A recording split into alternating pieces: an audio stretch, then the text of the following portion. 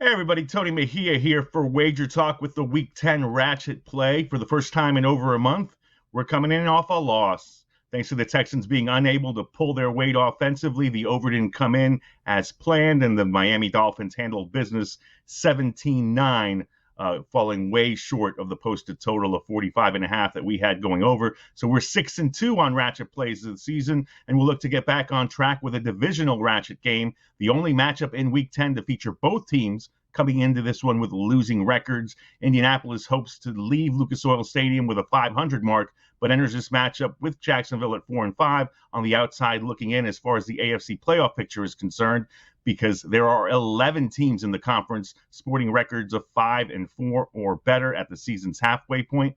The Colts bounced back from an excruciating overtime home loss to the Titans that realistically ended their hopes of winning the AFC South a few weeks ago, crushing the Jets 45-30 in the Thursday night Week 9 opener. Carson Wentz threw 3 touchdown passes, and Jonathan Taylor continued a brilliant season with 172 rushing yards and a couple of touchdowns.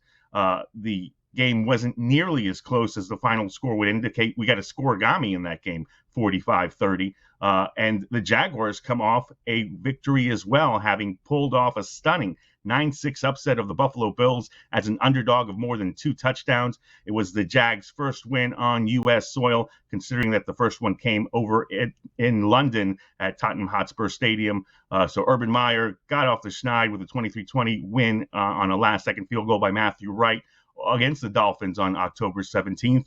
And really, I don't think he would have seen what happened last week coming in Buffalo. Buffalo had been playing so well, and Jacksonville was coming off a comatose performance in a 31-7 loss in Seattle coming out of the bye. The Jaguars haven't won consecutive games since October of 2019. So they're fighting an uphill battle here. T.Y. Hilton is expected to bounce back from concussion protocol, and right tackle Braden Smith is also likely to play for the Colts, who are much healthier, and get cornerback T.J. Carey back from IR. He's been out for almost 2 months, so they're getting healthy at the right time. Probably will get to 500 in this game, but we're going to take the points and talk a little bit about that in a second. The bottom line is a lack of focus could be an issue here for Indianapolis, since Carson Wentz is waiting on the birth of a new child. His wife is actually due on Sunday.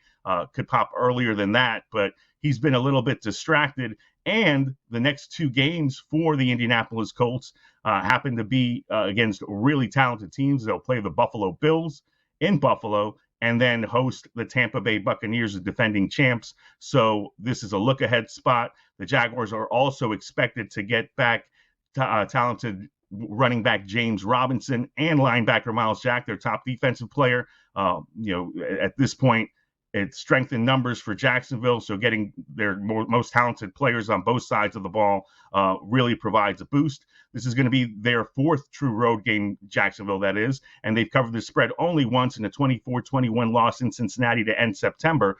So being competitive at Lucas Oil Stadium will put their growth on display if Urban Meyer can actually get them to perform. The Colts offensive line has performed a lot better of late, but they'll be dealing with defending AFC Defensive Player of the Week, Josh Allen, who went off on the quarterback he shares a name with, pulling off a sack, an interception, and a fumble recovery to fuel that upset of the Bills. Jacksonville has revamped its secondary on the fly, but has a strong front 7, particularly with Jack back.